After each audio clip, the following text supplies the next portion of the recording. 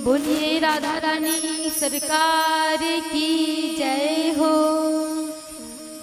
आइए, राधा रानी की कथा सुनने से पूर्व एक प्यारा सा भाव है जो राधा रानी के पावन चरणों में हम रखे।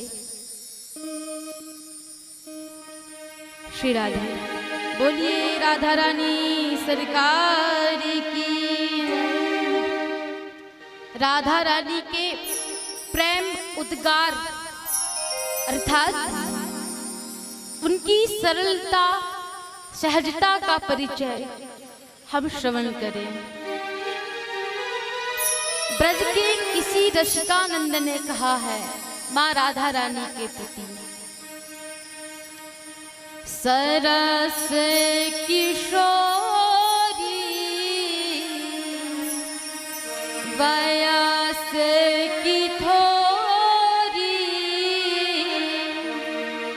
रति रस भोरी कीजे कृपा की को श्री राधे कीजे कृपा की को श्री राधे कीजे कृपा की को सरस किशोरी वयस की थोरी रति रस भोरी कीजे कृपा की को श्री राधे कीजे कृपा की को।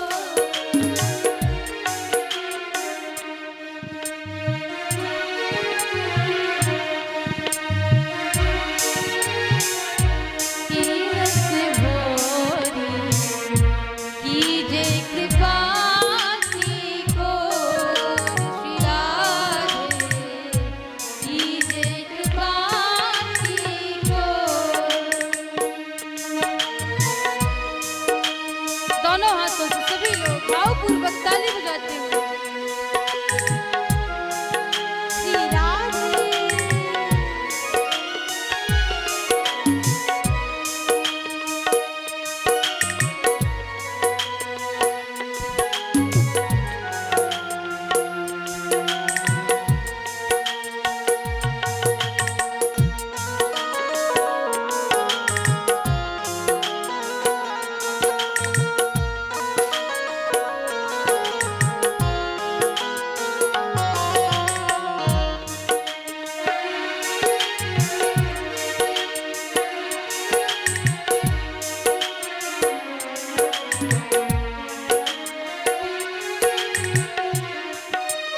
हे राधा रानी, मैं दीन हूँ, मुझ में कोई साधना नहीं है। हर प्रकार से मैं साधना से हीन हूँ। भक्त कहता है साधनहीन दीन मैं राधे तुम करुणामयी प्रेम अगाधे।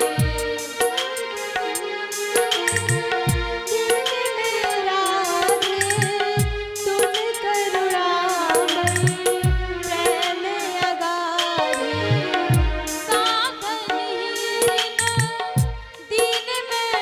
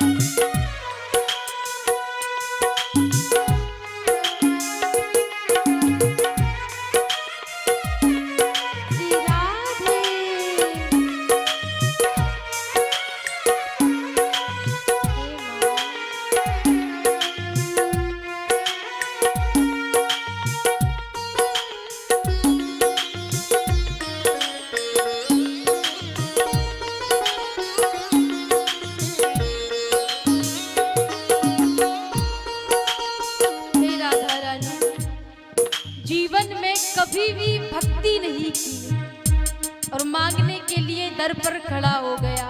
पर हे लाडली जी, कभी भी अपने मुख से भजन नहीं उचारा। तब भक्त कहता है, करत अघन नहीं नीक अघाऊ, भजन करन में नाम को लगाऊं। करत अघन नहीं नीक अघाऊ, भजन करन में नाम को लगाऊं। करत अघन नहीं नीक अघाऊ, भजन करन में नाम को लगाऊं। करत अघन नहीं नीक अघाऊ, भजन करन में नाम को लगाऊं। भानी दुलारी सुध लो हमारी, शरण तिहारी हो पति तन सिर मोर। श्री राधे कीजे कृपा की गोर। श्री राधे कीजे कृपा की गोर।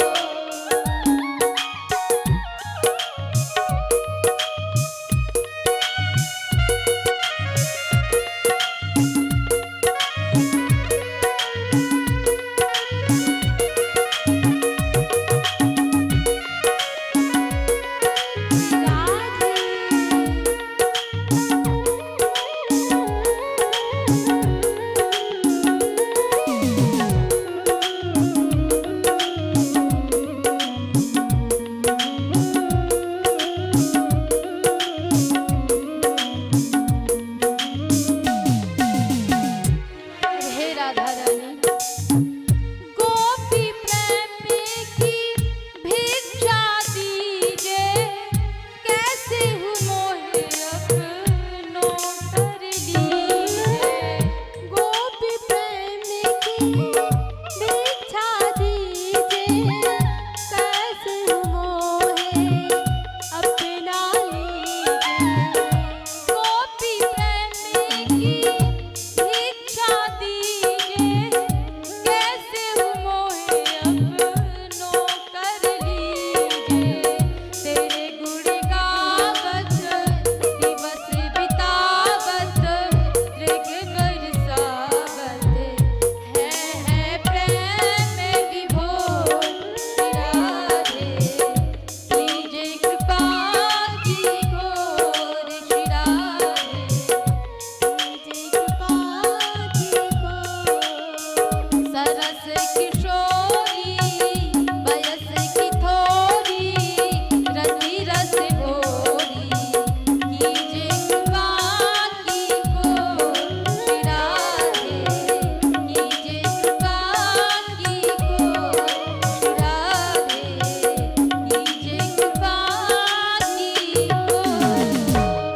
बोलिए श्री राधा रानी सरकार की जय। हे राधा रानी, हमारे जीवन में हमेशा अपनी कृपा की बरसात को बरसाए रखना। कहते हैं तू बरसाना में रहती है, कहते हैं कि तू बरसाना में रहती है। तो भक्त ने कहा, बरसाना अर्थात जो कृपा बरसाए वही बरसाना। मेरी लाडली के जैसा कोई दूसरा नहीं है। जहां बरसे कृपा हर पल बरसाना वो यही है।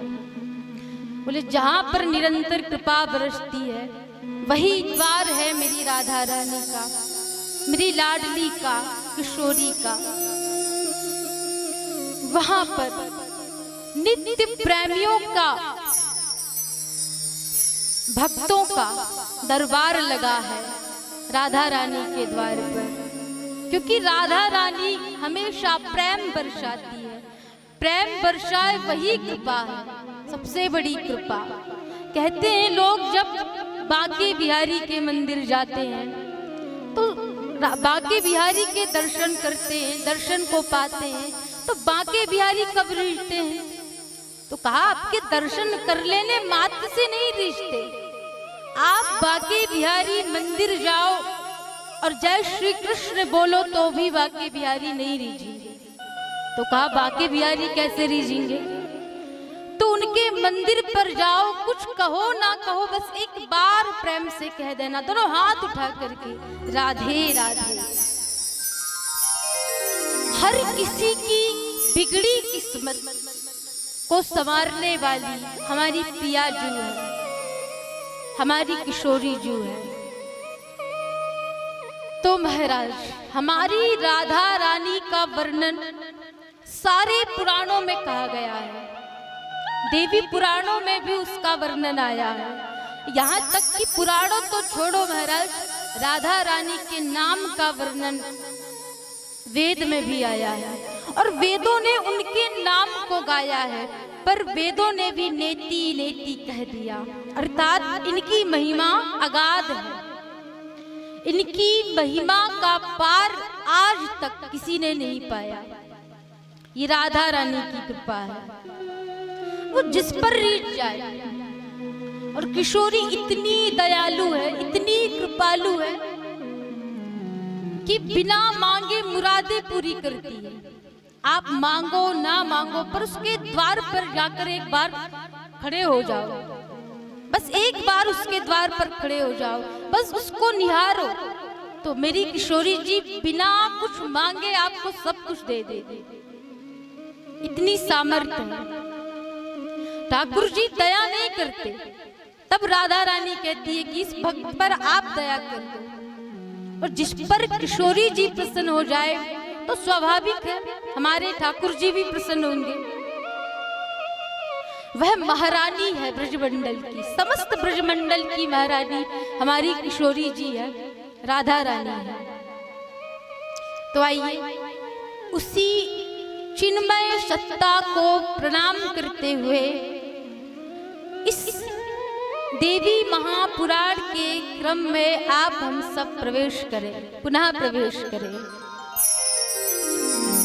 तो एक बार नारद जी ने नारायण से पूछा कि हे प्रभु, सृष्टि प्रक्रिया में सृष्टि की आद्या देवी का प्राकट्य कैसे हुआ? आद्या देवी, आद्या शक्ति का प्राकट्य कैसे हुआ? तो ऐसा प्रश्न हमारे नारद जी ने पूछा नारायण से। तब नारायण ने कहा कि हे नारद, जैसे आत्मा आकाश काल दिशाएं ब्रह्मांड लोक गोलोक तथा उससे थोड़ा नीचे स्थित वैकुंठ लोक है, ये सब नित्य है। जितने लोक आपने सुना है ये सब नित्य है, इनका कभी भी खंडन नहीं होता। और जो वैकुंठ लोक से नीचे है, ब्रह्मलोक और स्वर्ग लोक पृथ्वी लोक, जितने भी वैकुंठ लोक से नीचे हैं वह अपने आप वह नष्ट हो जाएंगे, लेकिन वैकुंठ लोक कभी भी नष्ट नहीं होता। तब उसी बात को आगे नारायण ने कहा कि ब्रह्म की आयु जिनके एक निमिष की तुलना में है, उन परमात्मा ब्रह्म को कृष्ण कहते हैं। आप समझते होंगे कि एक कृष्ण है गोलोक में, तो वही कृष्ण ने ब्रजधरा पर अवतार ले लिया, आप ऐसा समझते होंगे, पर देवी पुराण के अनुसार ऐसा नहीं है। आप इसको बड़े सुंदर ढंग से समझिएगा। यह प्रश्न हमें संशय में डालता है कि गोलोकवासी कृष्ण क्या हमारी पृथ्वी पर अवतार लिए वही कृष्ण है? तो ऐसा नहीं है।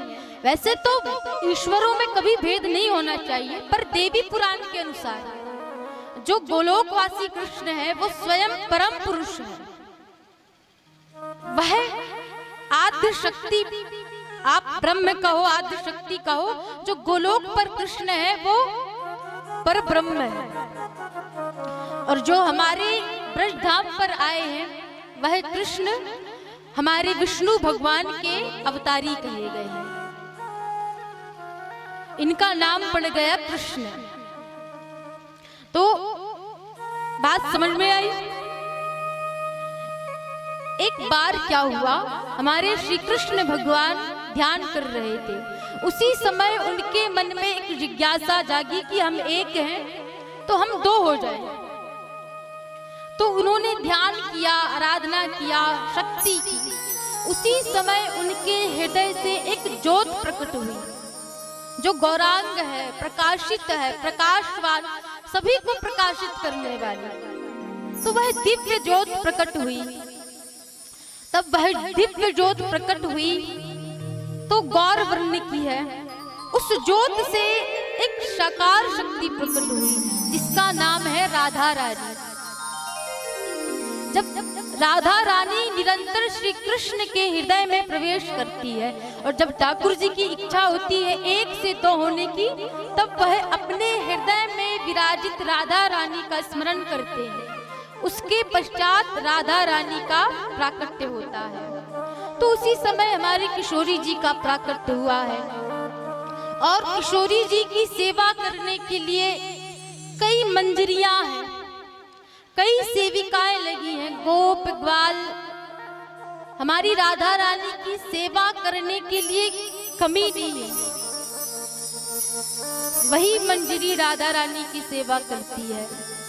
रूप मंजरी, नाना प्रकार की मंजरियां किशोरी जी की सेवा में अग्रण रहती है। तो महाराज वह राधा रानी दिव्य स्वरूपा माँ भगवती निराकार रूपा साकार स्वरूप में प्रकट हुई है। तो उन्हीं राधा रानी के वाम अर्धांग से कमला तथा दक्षिण अर्धांग से राधिका प्रकट हुई।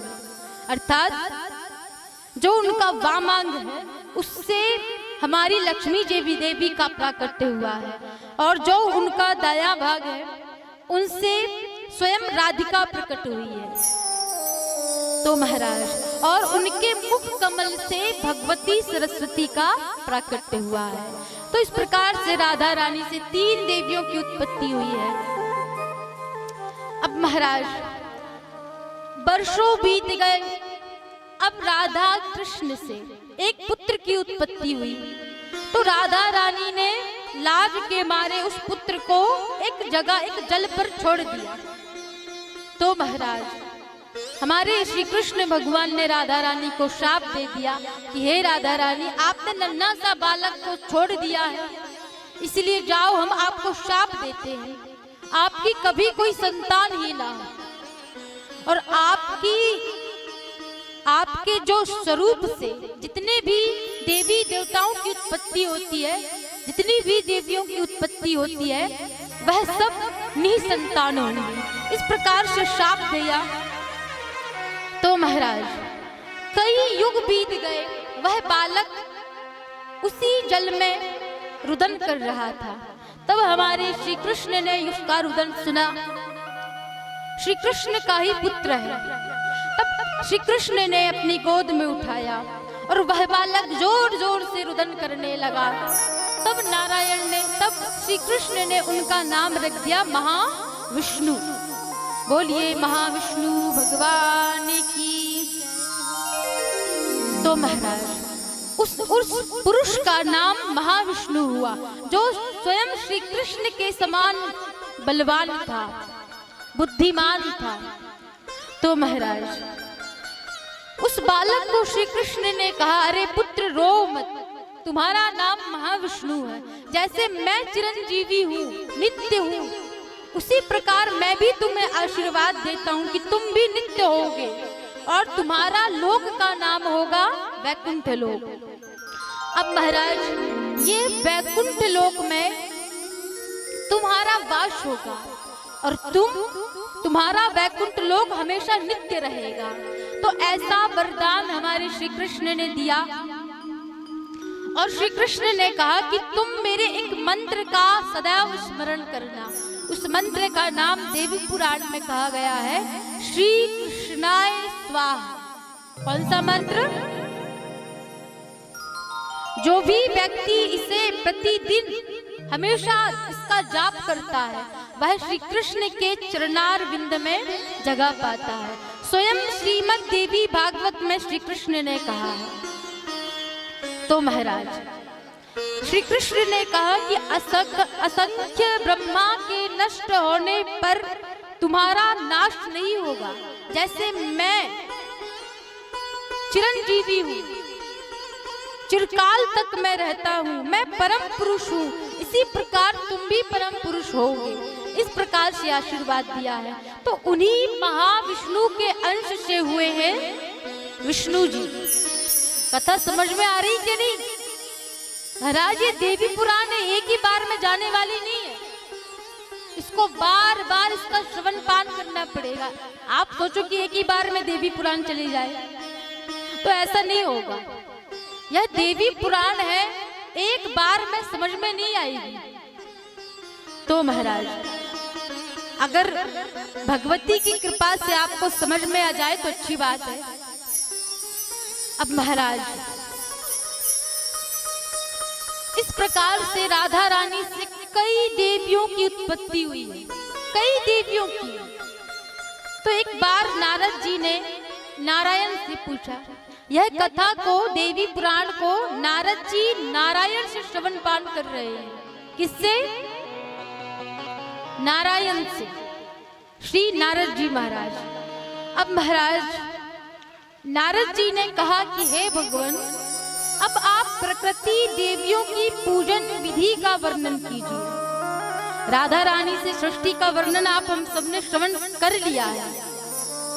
अब उन प्रकृति देवी की पूजा कैसे की जा सकती है? तो नारद जी ने यह प्रश्न को पूछा है। तब नारायण ने कहा कि हे नारद, मूल प्रकृति सृष्टि कार्य के प्रयोजन के अर्थ में मूल प्रकृति कितनी प्रकार की कही गई है? अभी सुना होगा आपने, याद है क्या नहीं? कितनी प्रकार की होती है? ध्यान कहाँ है आपका? 5 प्रकार की। कितनी? मूल प्रकृति 5 प्रकार की कही गई है। 5 देवियां हैं मूल प्रकृति। सबसे पहले है गणेश की जननी दुर्गा, और इसके पश्चात है लक्ष्मी, इसके पश्चात है सरस्वती, और इसके पश्चात है राधा रानी, और इसके पश्चात है ब्राह्मणों की अधिष्ठात्री देवी गायत्री। तो महाराज अभी आपने सुना कि सरस्वती का प्राकट्य राधा रानी के मुखार बिंद से हुआ है। कहां से हुआ है? राधा रानी के मुखार बिंद से सरस्वती का प्राकट्य हुआ है, इसीलिए यह वाणी की देवी कही गई है। तो महाराज जैसे ही राधा रानी के मुख से भगवती सरस्वती का प्राकट्य हुआ है, तभी सरस्वती ने सीधा श्री कृष्ण का दर्शन किया। अब श्री कृष्ण का दर्शन किया तो वह सरस्वती श्री कृष्ण पर मोहित हो गई, उनका स्वरूप को देखने लग गई। अब राधा रानी उनके स्वरूप को देखती है कि ये श्री कृष्ण को देख रही है। तभी श्री कृष्ण ने कहा कि हे देवी, हे प्रिय, तुम मुझे अत्यंत प्रिय हो, तुम मेरी एक बात मानो, मैं तुम्हारी पूजा करूंगा।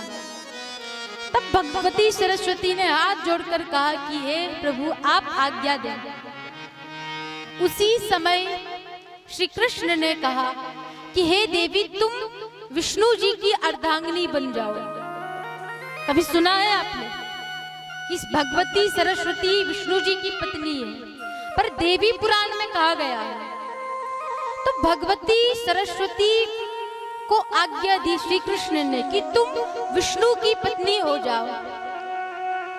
तब महाराज श्री कृष्ण ने भगवती सरस्वती को प्रसन्न करने के लिए उनका पूजन किया। उनका पूजन कब किया? तो कहा माघ शुक्ल पंचमी तिथि को, बसंत पंचमी आती है, सब सरस्वती जयंती मनाते हैं, खासकर विद्यालयों में मनाया जाता है। तो महाराज तो उसी दिन भगवती सरस्वती का प्राकट्य हुआ श्री राधा रानी के मुखार बिंद से। तो महाराज श्री कृष्ण ने कहा कि हे सुंदरी, प्रत्येक ब्रह्मांड में माघ शुक्ल पंचमी तिथि को विद्यारंभ गंधर्व और राक्षस, मनुष्य, मनुगण सभी तुम्हारा पूजन करेंगे। सबका अधिकार है आपका पूजन करने का। तब महाराज सरस्वती कवच के नाम से भी श्री कृष्ण ने आरंभ किया पूजन का। अब महाराज सरस्वती माँ की विधि विधान से पूजन करना चाहिए। बसंत पंचमी को श्वेत चंदन धारण करो, भगवती को श्वेत चंदन अर्पण करना चाहिए। मक्खन, दूध, दही, बहुत प्रकार की विधि देवी पुराण में कही गई है भगवती सरस्वती के लिए। अब महाराज वैदिक अष्टाक्षर मूल मंत्र परम श्रेष्ठ तथा सबके लिए उपयोगी है। तो कौन सा मूल मंत्र है वो? तब देवी पुराण में कहा गया है श्लीम ह्लीम सरस्वत्याय स्वाहा। तो यह मंत्र से भगवती सरस्वती की आराधना करनी चाहिए। तो भगवती सरस्वती की आराधना बड़े बड़े ऋषि मुनियों ने किया है। बहुत विधि विधान से इनकी पूजन करना चाहिए। एक बार क्या हुआ, श्री नारायण ने नारद जी से कहा कि हे मुने, एक बार याज्ञवल्क्य मुनि जिनके गुरु थे वैशंपायन, तो वैशंपायन ने उनको समस्त वेदों का अध्ययन कराया था। पर एक बार दोनों में आपस में विवाद मच गया, शिष्य और गुरु में, अर्थात याज्ञवल्क्य जी ने और वैशंपायन जी ने। तो दोनों में कलह मच गया, विवाद हो गया। तब उनके गुरुजी ने उनको शाप दे दिया कि जाओ तुम मेरी दी हुई सारी विद्याओं को भूल जाओ। अब महाराज याज्ञवल्क्य जी भूल गए। तब उन्होंने सूर्य देवता की आराधना करना आरंभ कर दिया। तब सूर्य देवता ने कहा कि तुम भगवती सरस्वती का आराधना करो। तब महाराज याज्ञवल्क्य जी ने विधि पूर्वक मां भगवती सरस्वती का आराधना किया, जो सबको विद्या प्रदान करने वाली है, बुद्धि प्रदान करने वाली है, सुंदर वाणी की प्रदाता है। ऐसी मां भगवती सरस्वती को प्रणाम किया, पूजन किया। तब भगवती सरस्वती याज्ञवल्क्य जी पर प्रसन्न हुई और उन्हें महान कविंद्र होने का वरदान दिया याज्ञवल्क्य जी को।